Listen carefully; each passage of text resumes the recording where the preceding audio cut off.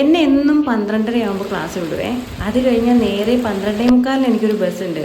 അതും കയറി നേരെ ടൗണിൽ വരും. പിന്നെ എനിക്ക് കുറേ നടക്കാനുണ്ട്. അതുകൊണ്ട് ആദ്യം കിട്ടുന്ന ബസ്സിന് തന്നെ ഞാനിങ്ങനെ ചാടിക്കയറി പോരും കേട്ടോ.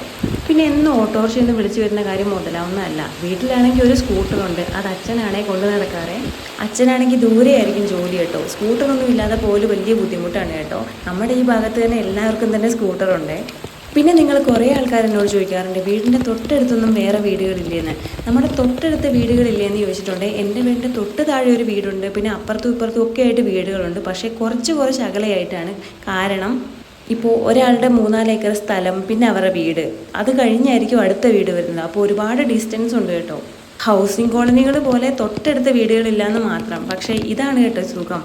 ഈ ഒരു ചെടി കാണാൻ നല്ല രസമില്ലേ? മഴയത്ത് ഇതിൻ്റെയൊക്കെ വീഡിയോ എടുത്ത് പോകലാണ് കേട്ടോ എൻ്റെ മെയിൻ പരിപാടി. കാരണം ഒരുപാട് നടക്കാനുള്ളത് കൊണ്ട് ഭയങ്കര മടുപ്പാണ്. ഇങ്ങനെ ഓരോരോ കാര്യങ്ങളൊക്കെ ചെയ്തു പോകുമ്പോൾ സമയം പോകുന്നത് അറിയത്തേ ഇല്ല കേട്ടോ.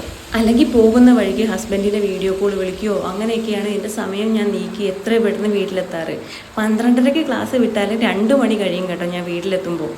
ഒരുപാട് നടക്കാനുണ്ട്. ഇവിടെയുള്ള ഓരോ കുട്ടികളും ഇതുപോലെ തന്നെ നടന്നൊക്കെയാണ് കേട്ടോ പോവാറ്.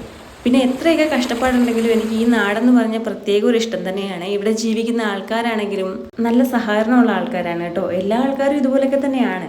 പിന്നെ ഈ കാണുന്ന കാട് പോലുള്ള ഓരോ സ്ഥലങ്ങളും ഓരോ ആൾക്കാരുടെ പ്രൈവറ്റ് പ്രോപ്പർട്ടീസ് ആണ്. കാരണം ഇവരൊക്കെ ടൗണിലാണ് താമസിക്കുന്നത്. അപ്പോൾ പറമ്പൊന്നും കാര്യമായിട്ട് നോക്കാൻ പോവാറില്ല. അതുകൊണ്ടാണ് ഇങ്ങനെ കിടക്കുന്നത്.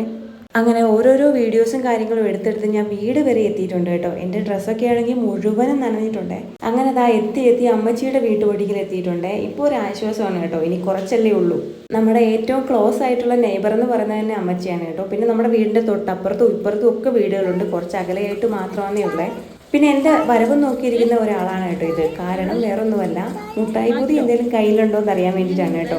അല്ലെങ്കിൽ അവന് ഇഷ്ടപ്പെട്ട എന്തെങ്കിലുമൊക്കെ ഉണ്ടോ കയ്യിൽ. അങ്ങനെ എൻ്റെ ബാഗ് പരിശോധിച്ച് ഞാൻ അവനൊരു കടല മുട്ടായി കൊണ്ടുവന്നിട്ടുണ്ട്.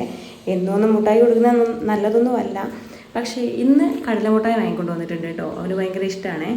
അപ്പോൾ അത് കിട്ടുമ്പോൾ ഉള്ള അവൻ്റെ മുഖത്തെ സന്തോഷം കാണാൻ എനിക്ക് ഭയങ്കര ഇഷ്ടമാണ്.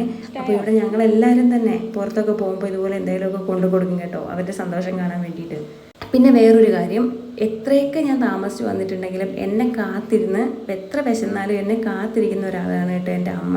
അപ്പോൾ ഭക്ഷണമൊക്കെ എല്ലാം ഉണ്ടാക്കി വെച്ചിട്ട് അമ്മ എന്നെ കാത്തിരിക്കും കേട്ടോ. അങ്ങനെ എന്താ ഇന്നത്തെ ചോറിന് കറിയായിട്ട് കുറേ ഐറ്റംസ് അമ്മ ഉണ്ടാക്കിയിട്ടുണ്ട്. കായും വൻപയറും കൂടെ ഒരു കറി ഉണ്ടായിരുന്നു. പിന്നെന്താ പയറിൻ്റെ ഉപ്പേരി ഉണ്ടായിരുന്നു. പിന്നെ കടയിൽ നിന്ന് അച്ചാർ വാങ്ങി വെച്ചിട്ടുണ്ടായിരുന്നേ. അതെനിക്ക് ഭയങ്കര ഇഷ്ടമാണ്. അപ്പോൾ അത് തൊട്ട് കൂട്ടാൻ വേണ്ടി നല്ല രസമാണ് ചോറിന്. പിന്നെ ചൂരമീൻ വറുത്തതുണ്ടായിരുന്നു. ഇതെല്ലാം കൂടെ കൂട്ടി ഞങ്ങൾ ഒന്നിച്ച് കഴിച്ചു കേട്ടോ.